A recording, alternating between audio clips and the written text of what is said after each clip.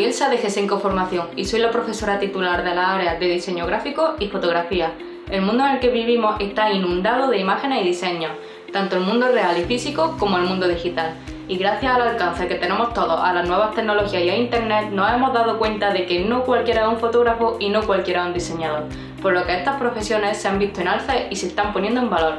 Para ser un buen profesional de estas ramas es tan importante adquirir los conocimientos y conceptos básicos de las mismas para lograr entenderlas, como aprender a manejar las distintas herramientas que nos permitan crear nuestros productos.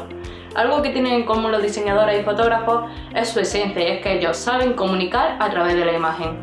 Aprende sobre la imagen, el color, la percepción visual, los formatos digitales y los formatos físicos, la perspectiva, la proporción y muchos conceptos más.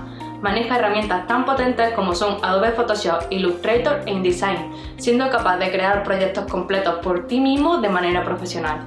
Tanto si te atrae el diseño editorial, de marca, publicitario, como la fotografía de eventos, paisajística, todas estas ramas o alguna en concreto, estás en el lugar indicado.